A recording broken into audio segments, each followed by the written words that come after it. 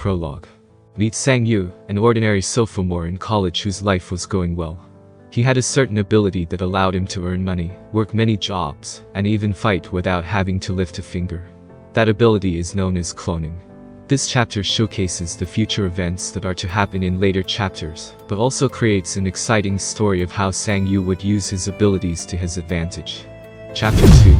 Awakening. The chapter starts off with Sang-yu wishing he had two bodies, so he could do more than one activity at a time, such as traveling, playing games, working, eating, studying, and even maybe falling in love. The scene then cuts to Sang-yu in a group of people who are there to get awakened and receive their powers. It is then explained by the hunter in charge of that day's process.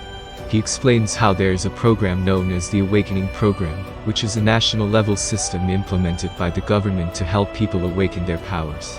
The idea is that people who are exposed to mana awaken their powers, so therefore the government has created a safe process in which ordinary citizens can go through a portal that exposes them to safe levels of mana, allowing them to receive the system, which is an AI type of program that only the awakened can see. They can only see their own stats. This system would then allow awakened citizens to then be able to hunt monsters inside a gate. When it's Sang-yu's turn to go inside a portal, his bracelet is scanned, which is a type of identification. After going through the portal, Sang-yu hears a voice inside his head, and then wakes up to see himself on the other side of the portal, where agencies from different guilds are there to recruit potential hunters. An agent from a guild approaches Sang-yu and inquires about his abilities. When Sang-yu opens up his status menu and checks his abilities and stats, which are not that impressive, Sang-yu then states that his ability is cloning, which in turn makes the agent feel uncomfortable as he believes that type of ability is whack. Sang-yu then excuses himself to the exit where he is then scanned and is then documented the type of abilities he has, and his stats to the person in charge. After leaving the site, Sang-yu returns home and tries out his ability, calling out Summon Clone, which he is then surprised to see an identical clone of himself. Chapter 3. Using My Clone Part 1.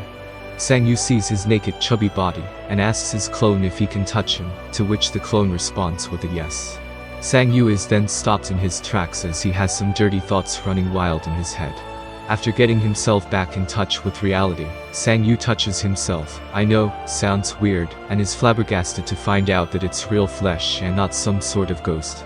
Hinting at the idea that there might have been a similar hunter with a skill that resembles cloning, but the clone is actually just a fake, meaning an illusion. Sang-yu thinks of what type of order the clone can do when rummaging through the types of orders he should give. The clone acts out the order to sit when Sang-yu was thinking of that thought in his head. Realizing that the clones can listen to him without him even having to speak, basically, he can now speak telepathically. He tests this idea out by giving out simple orders in his head such as sit, get up, etc. After a while, the clone is fatigued.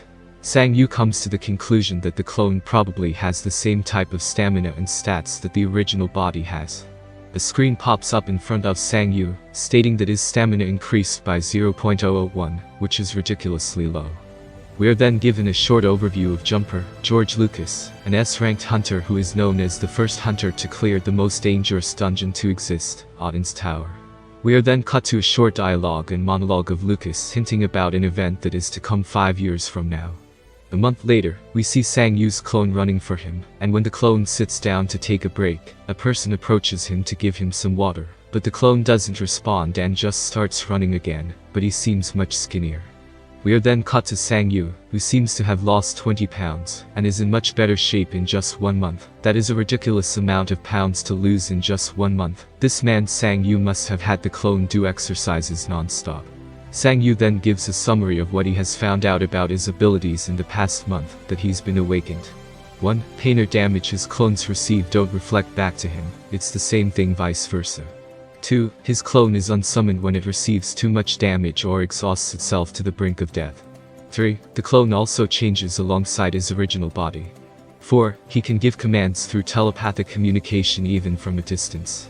Meaning Sang-yu's clone can be doing push-ups in the middle of a road where he was running. 5. His clones can clone themselves.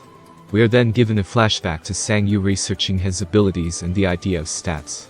Through his research, he found out that there are skills he can achieve through repetitive actions, such as repetitive damage of oneself, can allow them to receive an ability known as regeneration, which can then also be increased in levels through repetitive damage and healing of oneself.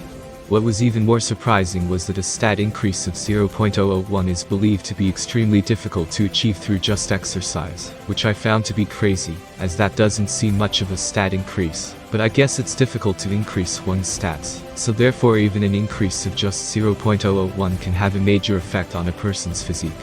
We are then shown the stats of Sang-yu. His overall stats have yet to achieve even the single whole digits yet. His physique has changed in a drastic manner, making him almost impossible to recognize when compared to his old self. Sang-yu is then holding a gym poster contemplating that if he also exercises he would receive double the stat increase. But he shortly gives up on the idea when he notices his computer screen, claiming that he'll be the brain, and his clones would be the brawn, meaning he'll sit back and relax, while his clones would do the hard work. In other words, he's lazy. Thank you for watching, and have a great rest of your day.